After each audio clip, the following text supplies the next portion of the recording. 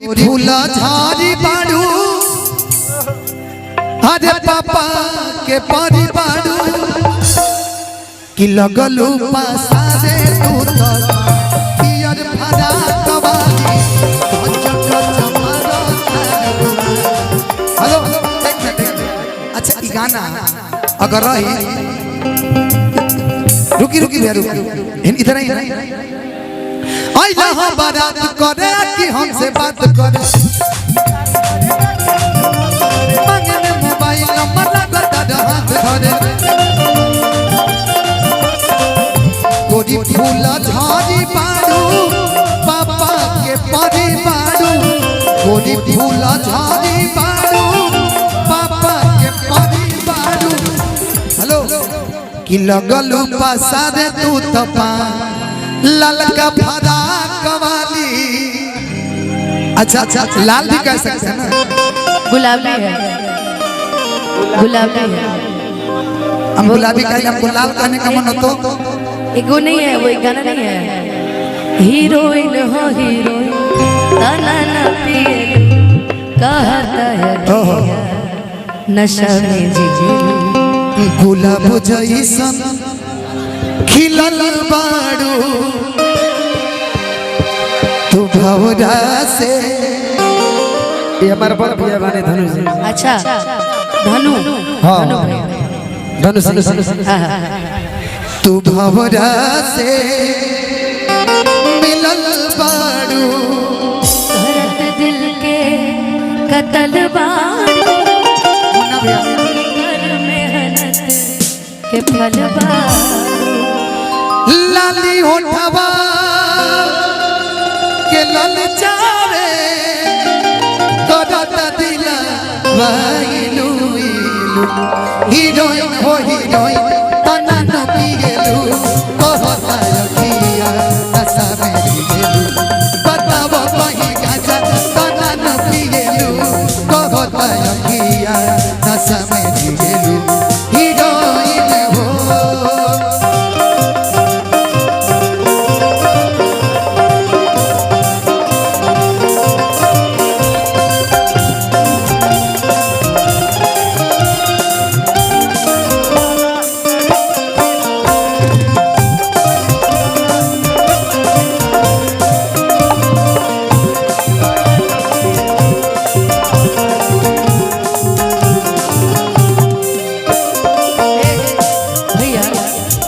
हमें के नाम रुकी तो हम महिलाओं से पूछे ना कि किसके किसके पति राम जी लिखा है तो खाली 3 लोग हाथ उठाए थे बाकी लोग के रावण जी लिखा है ये लोग अपना मर्द से जाके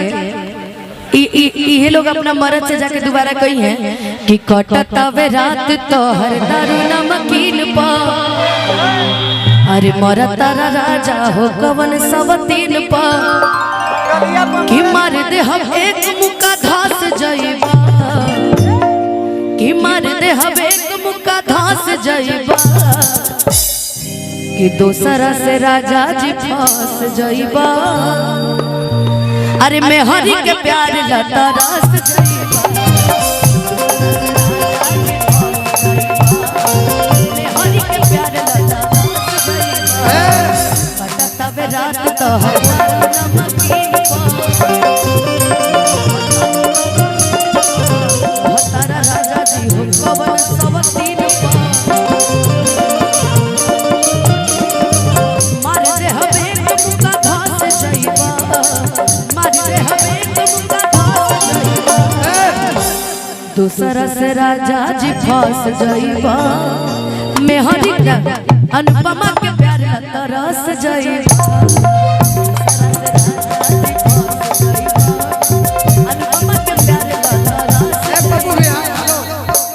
पहले चंदन मुखिया जी की तरफ से आशीर्वाद में बहुत सारा आशीर्वाद मुखिया जी हम तरसब ना हम ना तरसब कि मर्द के जात बड़ा होले छू छू ना आपन में हर हो के घरवा में सुना त देखी तो सदा के कोठी निहरबे करी यदि भतार मजा बहरी मरबे करी ताऊ त घर में आके पिटइबे करी तू का समझला तू का बुझता रहा कि कि जब महाराज से में हरी हारा लड़ावे करी तब तार माजा हरी हारा लड़ावे आवे आवे आवे हरी मजा नहीं पिटाई पे करिए खाली और पिटाइले के अलावा कोनो लूरे लक्षण नहीं खेल करे का करे पिटाई पे करे तरउरन हाथ से लेकिन जन तरफ पिटावे के नहीं किया आज के समय आज के युग के को बात तारा के बताओ कि तोहरा पके हुता के ता हर तकलीफ हो खेला हम पिछले साल से कहता कि तोहरा पके हुता के ता हर तकलीफ हो खेला अरे झरखोस के हो जाकेता झरखोस के हो जाकेता तकलीफ हो खेला तोहरा पके हो जाकेता तकलीफ हो खेला तोहरे दीदार खातिर आई सिवन गली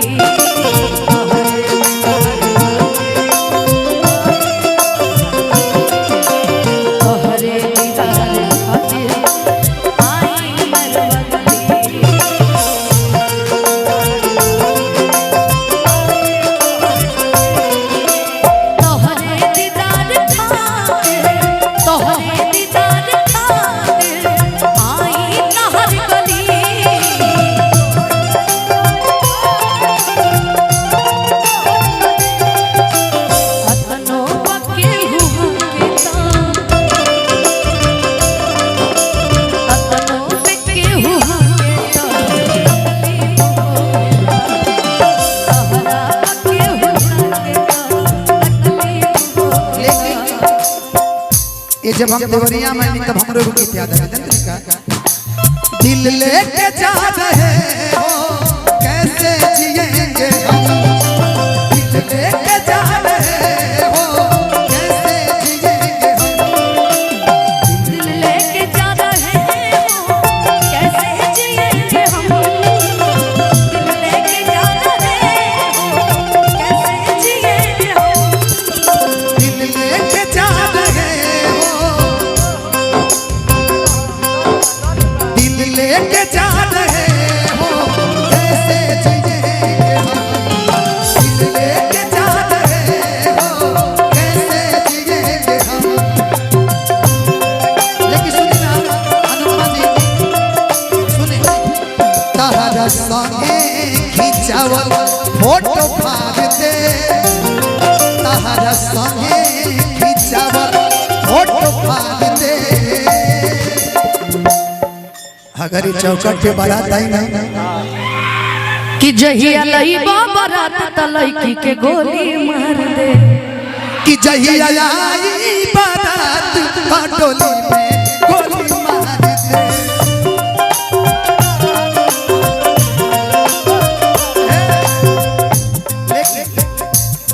तो होके खाए में भरुआ अचार दे तो होके खाए भरुआ अचार दे जहिया आई बारात और टोली गोली मार दे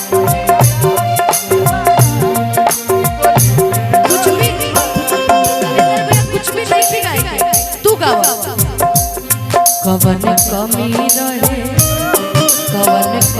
रहे अनुपमा अहीर में कवन कमी रहे अनुपमा अहीर में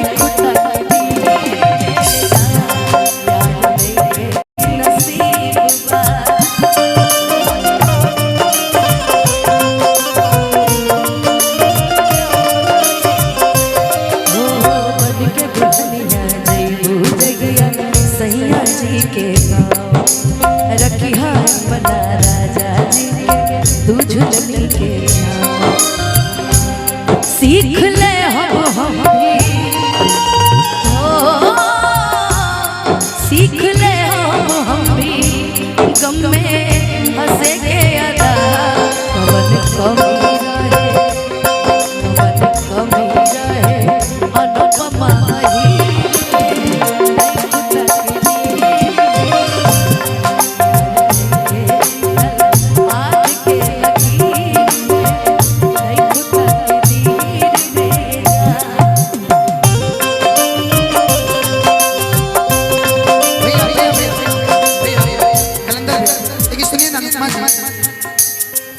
तुझे ना देखूं तो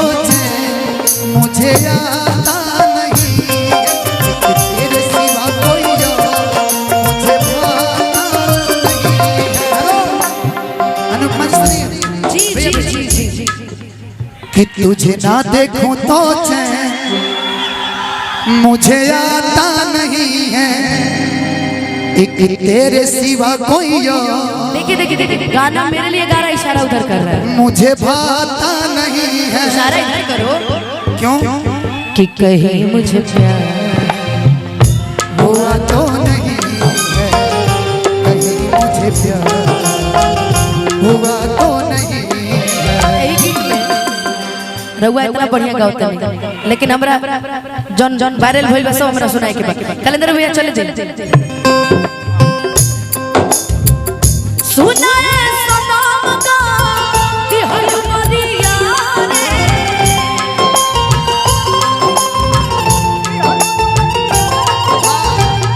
जिए के मन न करे अब तहर मारे,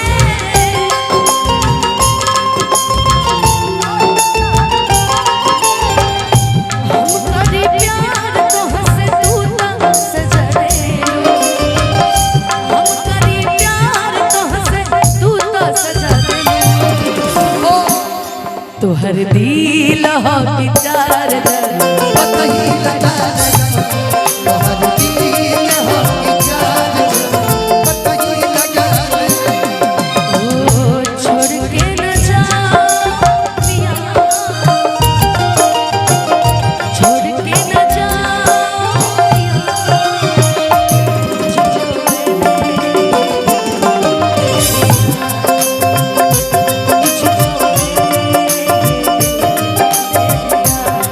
ओ पिया पिया ओ पिया पिया, तुझको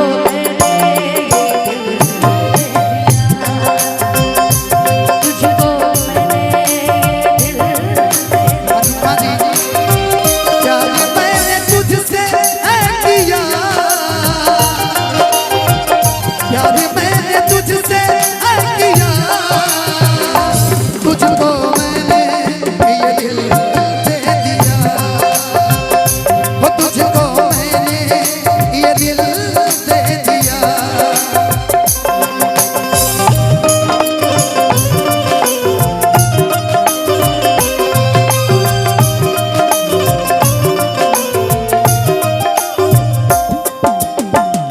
सही बात है, कमेटी के भी आग्रह माने के चाहिए,